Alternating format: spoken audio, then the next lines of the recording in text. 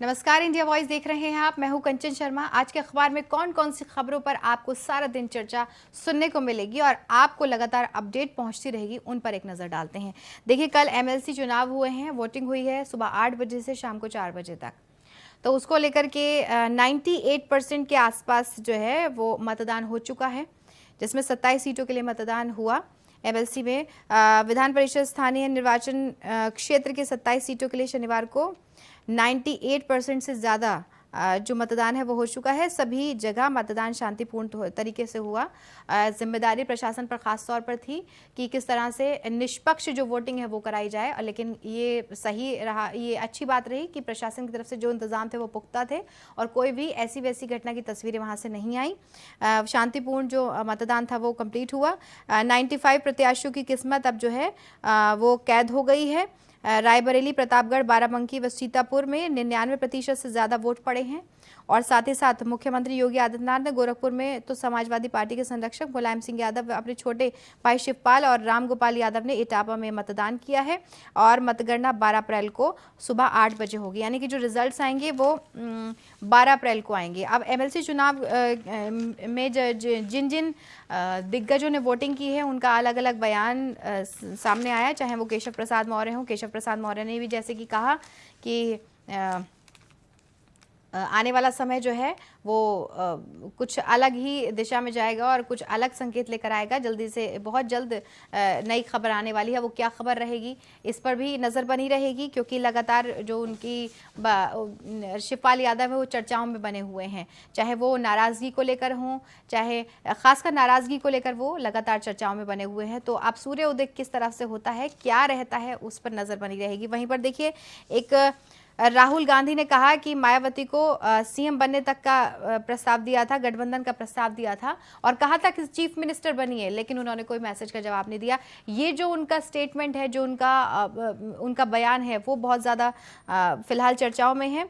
उन्होंने निशाना साधा और कहा बसपा पर कि बसपा की चुनावी राह आसान करने के लिए मायावती ने उत्तर प्रदेश विधानसभा चुनाव में गठबंधन के कांग्रेस के प्रस्ताव का जवाब तक नहीं दिया। कांग्रेस ने मायावती को मुख्यमंत्री बनाने तक के लिए पेशकश की थी, लेकिन उनका कोई मैसेज का रिप्लाई नहीं आया और गठबंधन का प्रस्ताव दिया था। राहुल ने कहा कि मायावती ने उत्तर प्रदेश की राजनीति में दलितों के उस सियासी प्रभाव को खत्म कर दिया है जो बसपा के संस्थापक काशीराम ने अपने अथक प्रयासों से बनाया था, और साथ ही साथ ईडी और सीबीआई से वो डर गई हैं, ऐसा राहुल गांधी ने कहा। तो ये जो उनका स्टेटमेंट है ये काफ़ी वायरल हो रहा है, ये भी चर्चाओं का विषय बना हुआ है। और क्योंकि जिस तरह से करारी हार हालांकि कांग्रेस को भी झेलनी पड़ी, लेकिन उसके बाद में अब जो बयानबाजी है वो लगातार सुर्खियों में है। वही दूसरी तरफ बूस्टर डोज की बात करते हैं तो देखिए, मेरे पास जो है उसमें हिंदुस्तान में लिखा हुआ है कि बूस्टर डोज के लिए दिल्ली के निजी अस्पताल तैयार हो रहे हैं। इसमें जो बड़ी बड़ी बातें हैं कि 3 करोड़ से ज़्यादा कोरोना वैक्सीन की खुराक राजधानी दिल्ली के लोगों को लग चुकी है। इसमें यह है कि दिल्ली में 18 साल से ज़्यादा उम्र के कोई भी पात्र व्यक्ति कोरोना को बूस्टर डोज निजी अस्पतालों में लगवा सकता है। इसको लेकर अस्पतालों में तैयारियां भी कर ली गई हैं, और हालांकि जो ज़्यादातर अस्पताल हैं उनमें सोमवार से बूस्टर डोज की शुरुआत होगी। 1-2 अस्पताल में ही रविवार से बूस्टर डोज लगाई जाएगी, यानी कि जो पूर्ण रूप से प्रक्रिया शुरू होगी वो मंडे से शुरू होगी, यानी कल से। आज रविवार है, आज से सिर्फ 1-2 में ही ये शुरू होगा। इसके लिए लोगों को भुगतान करना होगा। तो ये बड़ी खबर है, इसको लेकर के भी लगातार आपको अपडेट मिलती रहेगी। वहीं पर दूसरी एक जो और जानकारी है और बता रहे हैं आपको कि राजधानी में सड़कों पर ई ऑटो बढ़ाने की तैयारी की जा रही है। यह है कि दिल्ली सरकार इलेक्ट्रॉनिक वाहनों की संख्या बढ़ाने को दिशा में काम कर रही है। परिवहन विभाग की ओर से तरफ से कहा गया है कि जिन्हें भी ई ऑटो परमिट के तहत लेटर ऑफ इंटेंट जारी किया जा चुका है वो ऑटो खरीदने की जो प्रक्रिया है उसको जल्द पूरा करें। और साथ ही साथ हालांकि काफ़ी संख्या में ऑटो सड़कों पर आ चुके हैं, शेष इस महीने में अंत तक आ जाएंगे। तो इससे क्या है, इससे लोगों को रोज़गार भी प्राप्त होगा और दूसरी तरफ ये है कि आने जाने में जो सहूलियत है लोगों को वो भी मिल सकेगी। तो ये कहीं ना कहीं एक बड़ी और अहम खबर है। इस पर भी हम आपको और भी जो अपडेट्स होंगी वो देते रहेंगे। वहीं मुर्तज़ा, जो गोरखपुर का मामला था गोरखनाथ मंदिर का, उसको लेकर के मुर्तज़ा को गिरफ्तार किया गया था। उसके बारे में क्या लिखा गया है कि अब एनआई भी कस सकती है शिकंजा मुर्तज़ा पर। यह है कि सुरक्षा गोरखनाथ मंदिर की सुरक्षा में तैनात पीएसी जवानों पर हमला करने का आरोपी मुर्तजा अब्बासी से पूछताछ में राष्ट्रीय जांच एजेंसी यानी कि एनआईए भी शामिल हो सकती है। इसके लिए एनआईए की 3 संसदीय टीम लखनऊ आ सकती है। पूछताछ के बाद में एनआईए इस मामले में रिपोर्ट बना करके केंद्रीय गृह मंत्रालय को सौंपेगी।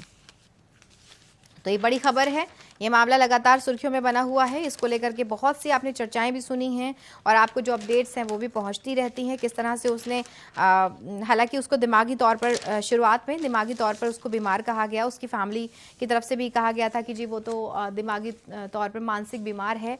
लेकिन अब जब उसकी गिरफ्तारी हुई और जो बातें हैं उससे जुड़ी हुई वो लगातार उससे और भी बातें जुड़ती जा रही हैं लगातार। तो उसको लेकर जो अपडेट है वो हम आप तक पहुंचाते रहेंगे। वहीं पर देखिए दैनिक भास्कर में फ्रंट पेज पर ये खबर है कि इमरान का खेल खत्म। यह है कि नेशनल असेंबली में वोटिंग शुरू होते ही इमरान प्रधानमंत्री आवास छोड़कर चले गए। शहबाज शरीफ अब नए प्रधानमंत्री होंगे। ये खबर लगातार सुर्खियों में बनी हुई है और इसको लेकर के तमाम आपने डिबेट भी देखी हैं, बहुत सी चर्चाएं सुनी हैं। इसको लेकर लिखा हुआ है कि इमरान खान की कुर्सी बचाने के सारे जो पैंतरे हैं वो बेकार हो गए। पिछली बार जब हुआ था, पिछली बार उनकी कुर्सी बच गई थी, लेकिन इस बार उनकी कुर्सी जा चुकी है।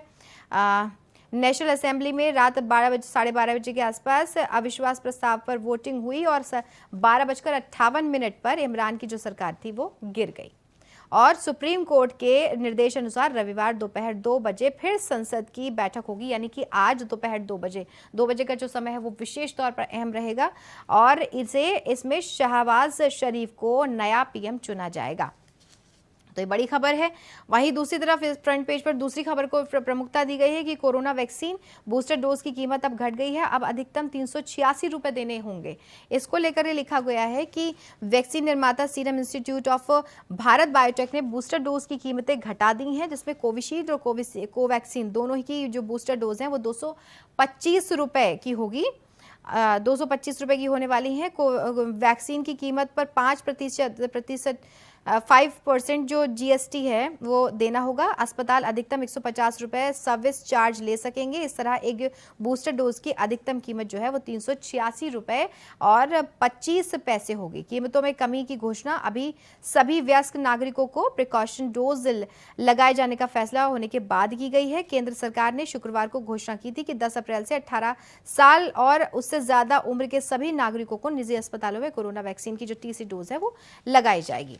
तो ये बड़ी खबर है और राहत की भी बात है। हालांकि बहुत से लोग हैं जो अपनी दोनों डोज ले चुके हैं। कुछ लोग ऐसे हैं कि अपनी फर्स्ट डोज वो लिए हुए हैं, अभी उन्होंने सेकंड डोज नहीं ली है।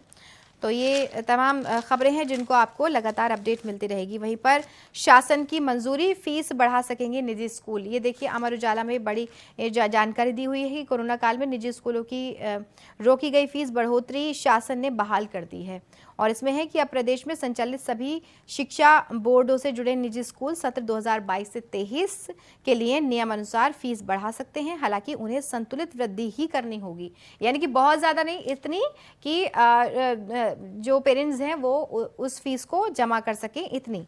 हालांकि उन्हें संतुलित वृद्धि ही करनी होगी, इसके लिए शर्तें भी तय की गई हैं।